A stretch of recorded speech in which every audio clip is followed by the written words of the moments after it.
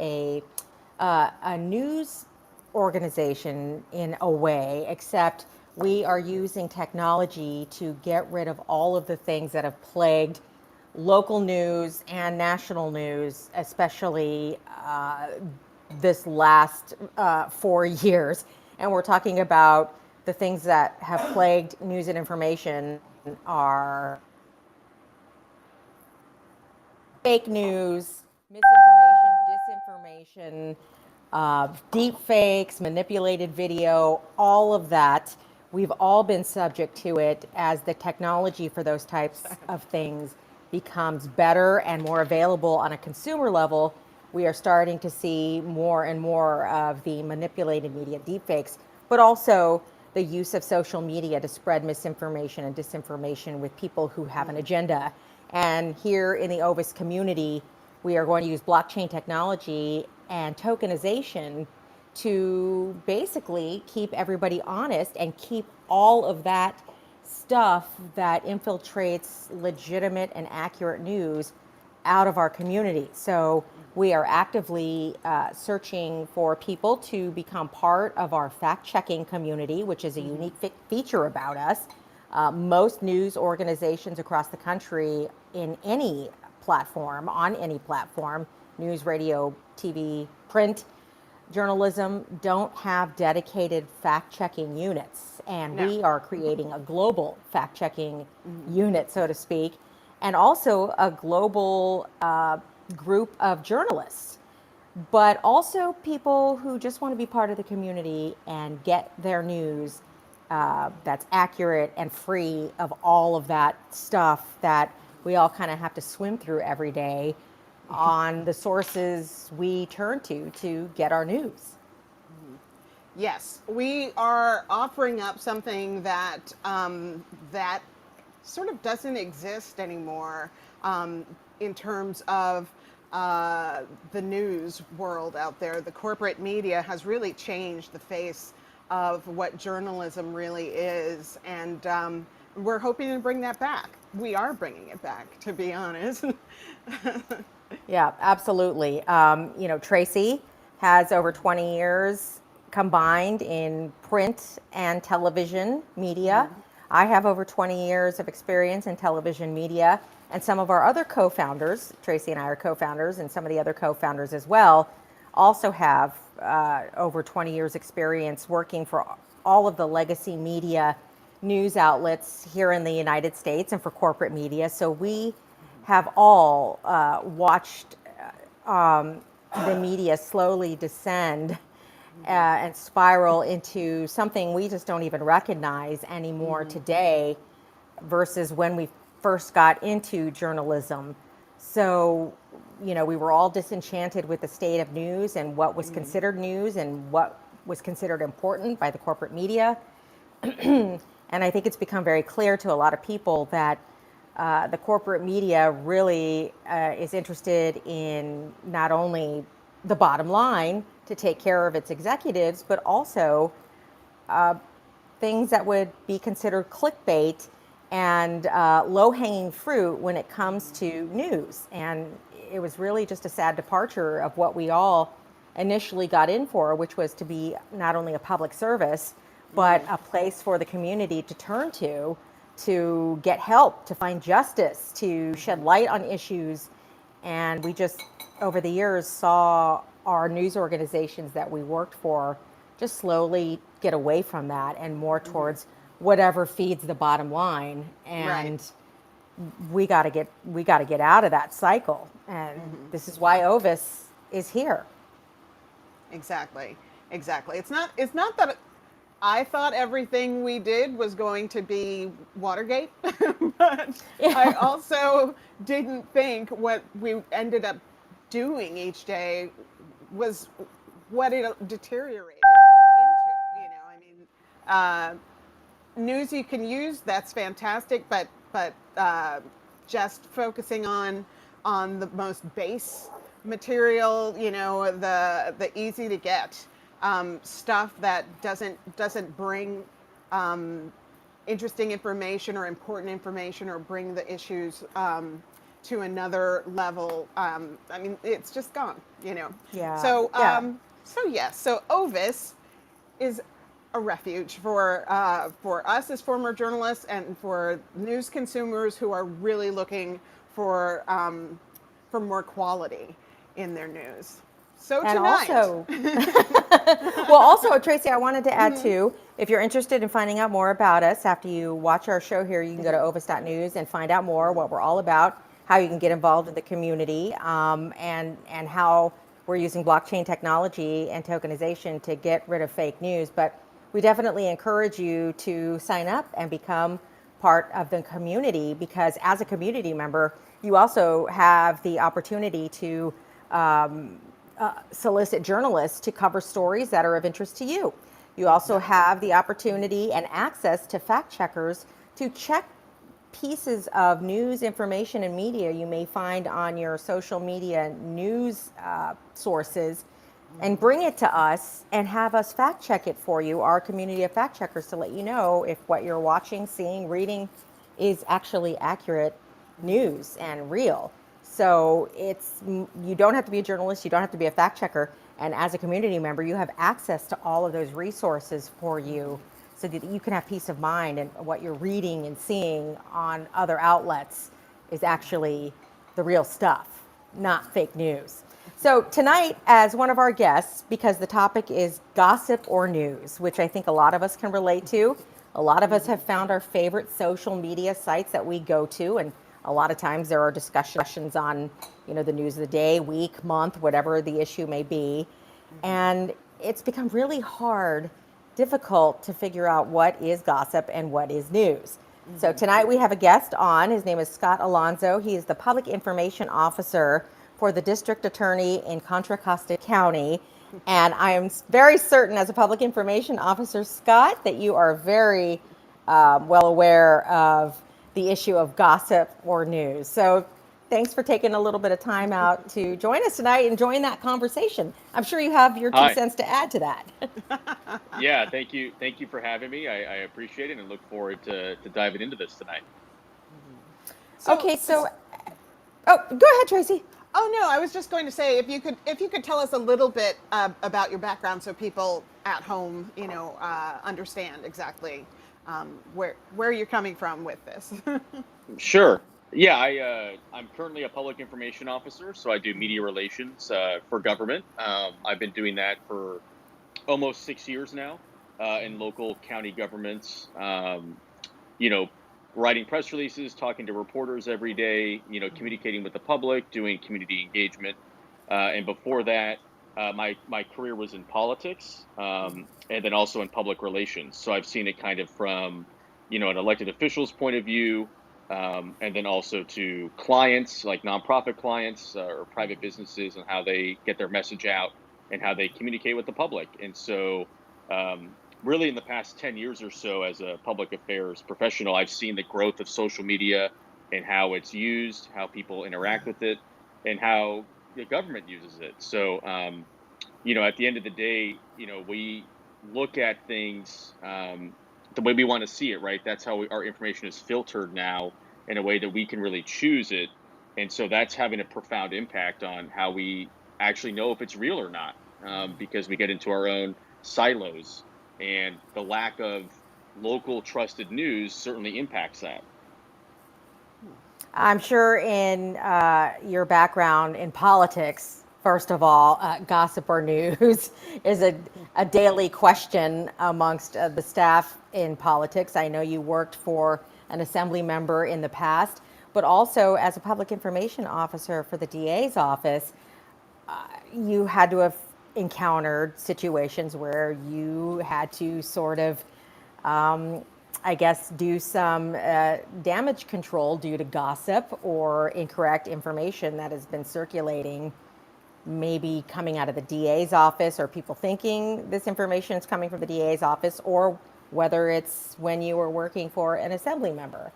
What are some of the experiences you may have had dealing with gossip or news, and how did you remedy that when you had to address the public? Yeah, I think my own thinking of the issue has kind of evolved over time, and actually making mistakes on this, and how we address fake news or just really misinformation. Last year, I have a pretty fresh example, at the front of my mind where we issued a policy in our office, and it was surrounding looting and people, being charged under state law under a very specific penal code section violation, which is looting, which only takes effect under certain times when the governor issues a state of emergency. And so after the George Floyd protests, unfortunately, we saw some, violence that came out of some peaceful protests and whatnot in the Bay Area and in our county. And months later, so months go by, and this extreme bias right wing website, I won't even call them a news site, but a website, got a hold of our policy and then kind of ran with it. Kind of framed this issue that we were letting looters out of jail and that we were not prosecuting looters and they could just run amok, and very negative. They did not even contact us for comment. They didn't even reach out to us to understand why this policy was put in place and what were you doing about it. Why does they seized on one bullet point out of a half a page of information. They took one bullet point out of context, and it exploded. I mean, at first I was like, hey, this is a red state. That's the website that in question here.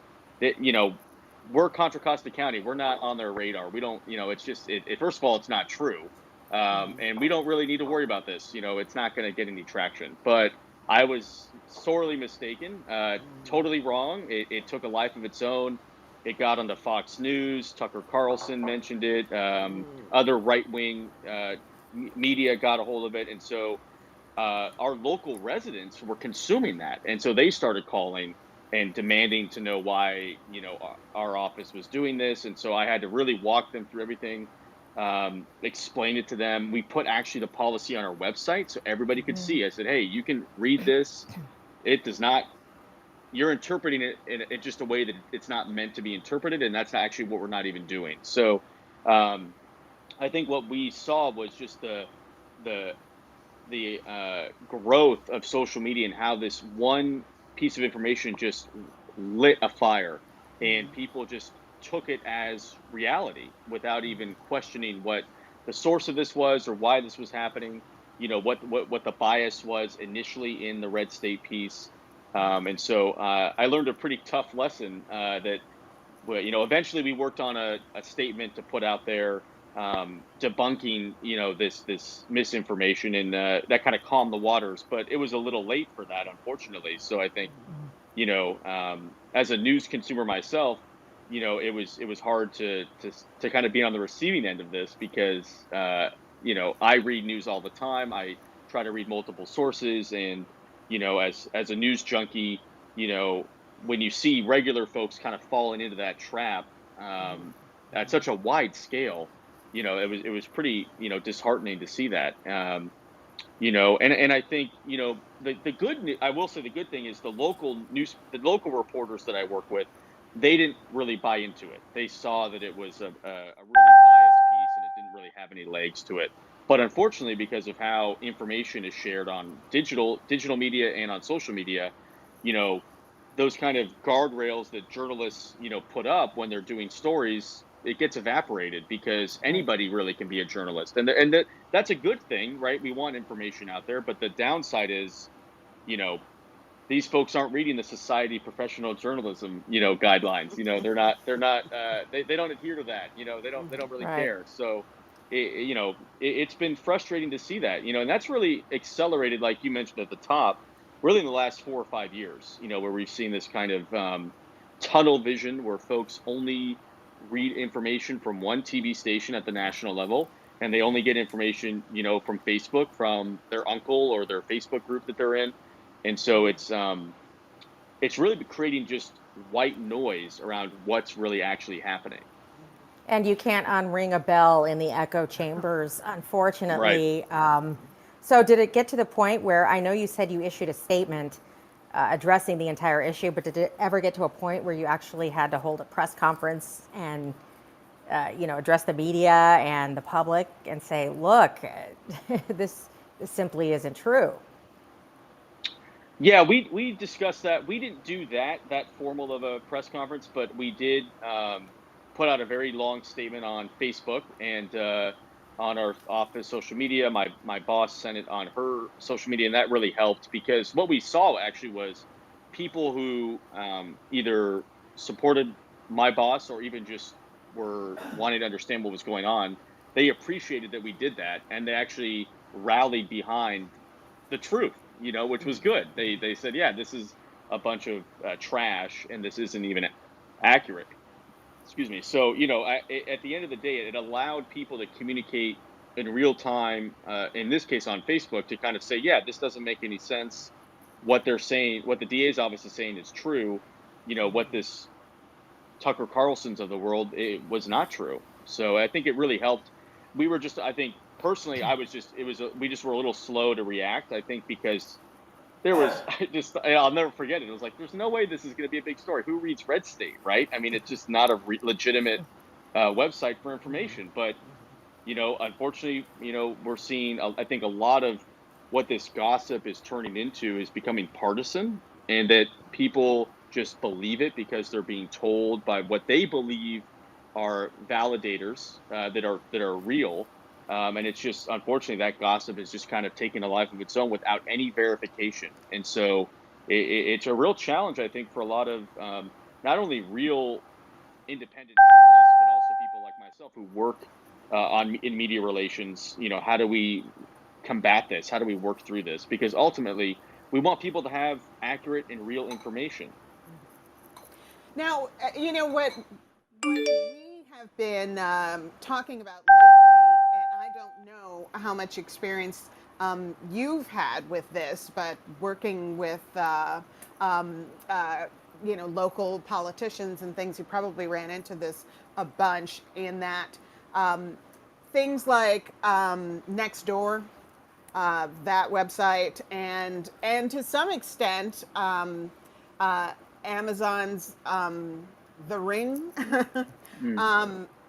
They have a site as well, where people just a lot like Nextdoor, in that people from a neighborhood go on there and talk about they saw this and they saw that, and be careful of this and that, and even have videos now because their doorbell takes video of someone who may have walked by. And so I've seen some articles, and also Electronic Frontier Foundation people have written about how this can be an ugly thing, because what people decide they've seen on their Ring cameras, or what somebody wrote in to Nextdoor and said, oh, I spotted a man walking down the street, and often it's a person of color they spotted walking down the street, and they report that on that website, and sometimes, I'm sure, report it to the police, when it's not, I saw a person breaking into a car and here's what they looked like. It's just, I spotted something or someone who I think, looked like they didn't belong, So yeah, I mean, I know when I still, a little bit before I left news, regular corporate news, we would deal with people who wanted us to investigate this thing or that thing, sort of, based on, sometimes just based on prejudice, that they think something's wrong just because, and that causes problems. Have you had to deal with that at all in your work? Yeah, I've had to unfortunately deal with that, and I think what it really underscores, to your point, is when we don't have a good local news base, and because of corporate buyouts and consolidation and layoffs, for our county, we're a county of 1 million people. We have 3 newspaper reporters, right, that cover the entire county. I mean, I feel so bad for them. They're great reporters. They do really important work. and they try really, really hard. But how is that fair to the readers of the community that we serve? Because that's just madness. Nobody could do that, right, for a million Right. people. So what ends up happening is you go on Facebook for your news, right? Or you go on Nextdoor for your news because that's where you can get it. Your neighbors are sharing information, people are reading, especially with COVID-19. We're all at home for the most part. So we're on our devices all the time now. And so we're sharing, we're trying to engage. But the downside of that is there's no verification. There's no actual understanding of like what's the real world consequences if I share this, publicly on a Nextdoor post. Who's going to Right. actually be impacted by that? Well, guess what? You don't have to worry about that because you're at your keyboard. That's unfortunately the reality. So it's really hard. I think the one thing that I think I try to even in becoming a PIO and being in PR, you have to be authentic, right? And so what does that mean now with social media? And I think what's really important, at least for the government, is to just be engaging, to be consistent, to be out there. Um, there's always a debate usually about Nextdoor, for instance, like, okay, if a government entity is posting on Nextdoor, do we actually engage with people, or do we just like share it and you can disable comments?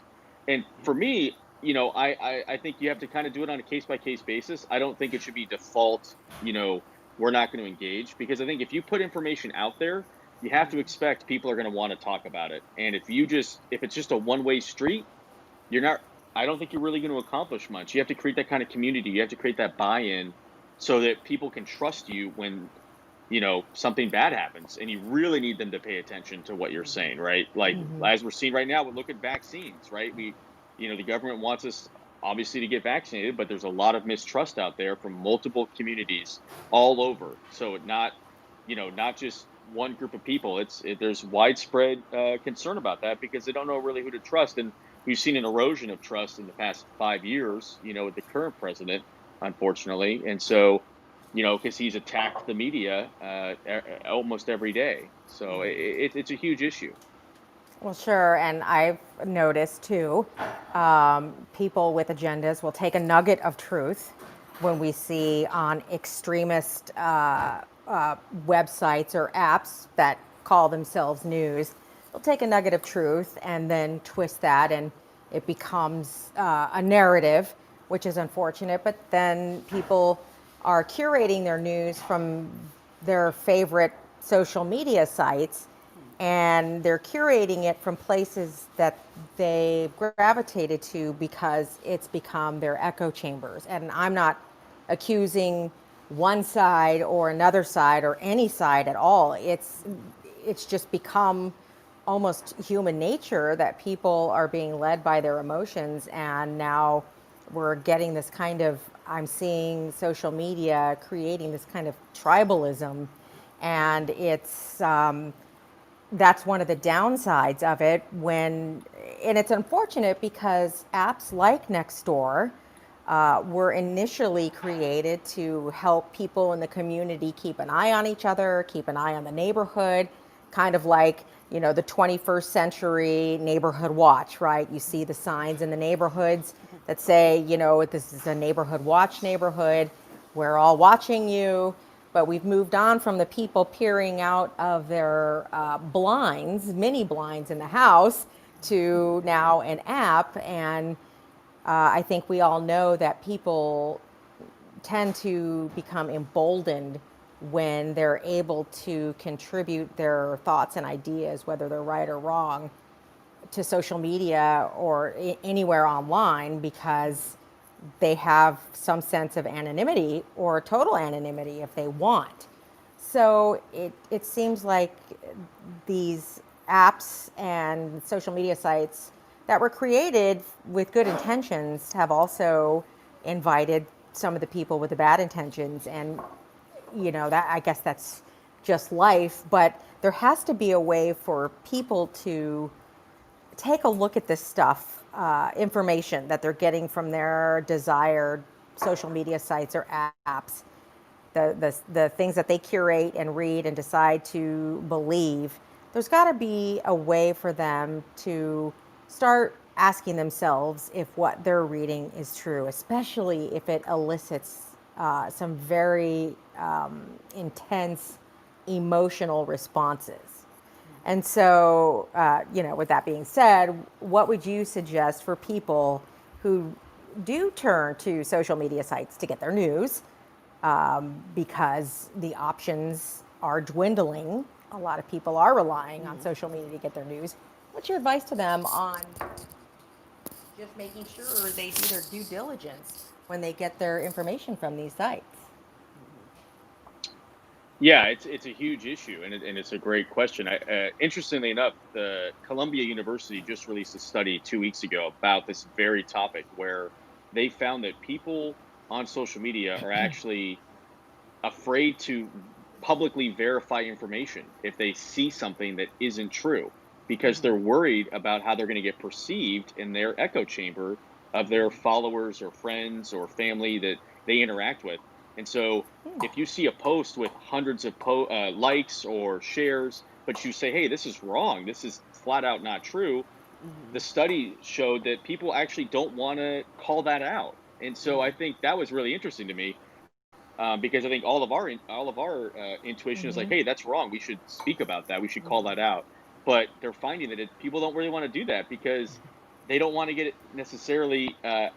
They don't want to be the face of that verification. So I think it's really important that we build a culture and an understanding where that's okay to say, hey, I actually don't think that's right, or I think there's a different interpretation here than what this person is saying, because that person could have an agenda, they could have a bias, they could just have some basic facts wrong. And so I think we have to do a better job, even for me personally, to say, hey, I need to be a little bit more, I have to speak up. We can't just assume, I think for me personally, just the growth of Facebook, for instance, all of our family is now on Facebook. I mean, 10 years ago, 5 years ago, that necessarily wouldn't have been the case. There was a very specific audience for these social media platforms. But now, because it's grown so much, um, that's where people are getting information. So I think we have to do a good job to say, hey, here's where you can get verified information. And if you want more verified information, subscribe to your local newspaper. What a radical thought that is, right? Or support a new online news platform that can verify information, because those are going to be the gatekeepers, and they're there for a reason. And so we need to support that, because it can't just be, online publications or news channels with agendas that are going to set the tone for us, especially for the next 4 years. It's interesting how diametrically opposed these ideas are, because on the one hand, something like Nextdoor promotes, oh, if you see something, say something. But then on the other hand, on, social media, if you see something that you think, well, people shouldn't be saying this isn't right, or I don't believe in this, they're afraid to say something. So on one side, people are eager to rush in and say, I saw something weird happening in my neighborhood, and this is what the guy looked like, and blah, blah, blah. But on the other hand, you have people who are reading that saying, that makes me feel uncomfortable what they're saying, but I don't feel like I can jump in and say anything about it, or else they'll attack me. I've had that happen to me on Nextdoor, and I never went back. Right. But Yeah. yeah, it can get ugly. So you have these two sides that are just that are diametrically opposed. Yeah, I mean, at the end of the day, we have to be on the side of truth and reality, and so it's really hard sometimes to carry that message, because it's so easy to hide behind a screen name or an account name that's nobody knows who you are really, and you can just say whatever you want. I mean, there are good things for that, but the downside is what we're seeing, where there's just a complete just siloed of information and bias that's building because of just the echo chambers that exist out there. So, Scott, one of the ways that we try to combat that, people, the tribalism, the echo chambers, and the nuggets of truth getting blown up into something that's not. In the Ovis community, we do incentivize the truth, because our community members and journalists and fact checkers all operate on a token curated registry, there is something to lose for not being accurate and honest and telling the truth and posting truthful information and media. But also, the truth is incentivized in that the more accurate news a journalist posts or stories they post or fact checkers check, the information they check and post, everybody wins through the token system. So do you feel like if things like news are tokenized, people might have more of an incentive to tell the truth, or at least do more due diligence on the information they read before they post it? Or repost it, I should say, and share it, Right. in their community, their social media communities. Yeah, I think that it's a great idea. I think we have to create models to support people to build a community that can trust each other, trust what information is coming, because frankly, there's so much of it, right? How do I know what this article is or isn't saying? And so I think building a system where you can not only have accountability, but feedback and dialogue. I mean, that's really what I think people are hungry for that, and they're right now by default they're just going to what they know, which is who their friends are on Facebook or who they interact with on next door, right? That's their little community, but nothing is it's an enclosed space. We have to break through that. So I think an idea where that you're talking about makes a lot of sense to me. We think it makes a lot of sense. Exactly. But it's nice to hear the opinions of others as well. But definitely, and this is why we are turning to technology to help us achieve this goal and eradicating what has become such a big problem for everybody, not just news consumers, but people who just hear information from their loved ones, the information they got from sources that maybe aren't credible, and it becomes a game of the old-fashioned game of telephone, where just information continuously becomes distorted the longer the line gets, and the more that information is repeated and regurgitated in so many different forms. Yeah, no, absolutely. I mean, it's so easy right now to retweet something or share it on Facebook, or it's easy, which is great. The technology exists where we can communicate with anybody right now, almost instantaneously, and so we have to be able to understand the consequences of that and work to build a system to improve it. Um, a fascinating thing is when I talked to a reporter a couple of years ago. He had been a veteran reporter. He'd been a reporter for over 20 years, and he was just dismayed because people weren't buying a regular newspaper anymore, right? A hard copy newspaper. And he was trying to figure out, how do we get people to pay for this information, right? If they're not buying newspapers anymore, okay, that's fine. We need to adjust and adapt to technology, but we're not seeing that. A lot of the traditional media, corporate media, just is stuck in what they think they know, and they're not adapting to it. And I think people are willing to pay for information. They do it every day. They subscribe to things every day, but the culture of the news media doesn't think about it like that. It's just a very siloed operation, and so what you're seeing is further consolidation, the lack of local news, um, and so there really isn't an incentive for them to do it because they don't want to, and so Right. we're kind of stuck with that. We're stuck now with that. Unfortunate people just relying on unverified information. Well, you know what? Thank you so much for joining us tonight. This has been a really interesting discussion. I mean, yeah, this is a situation that Elsa, you and I and people at Ovis News have been talking about for quite a while. So it was so good to get your take on this. Yeah, Scott, thank you. You really shed some good light and perspective on your end as a public information officer and former staff member of an assembly member. So you deal and have dealt with gossip or news the question you've asked yourself, I'm sure, multiple times. So thank you for shedding some light on your perspective and your experiences as well. If you like what you've heard and want to check out more about Ovis, by the way, and you're watching us tonight, go to ovis.news and see how you can join the community and take it from there. And if you have somebody you know who would be a great journalist to add to our community, or a fact checker who would have to be ultimately approved to be an Ovis fact checker, send them our way as well. We would certainly appreciate it. Scott, thank you so much. Thank you, Scott. Thanks everyone for joining us tonight. Good night. Bye.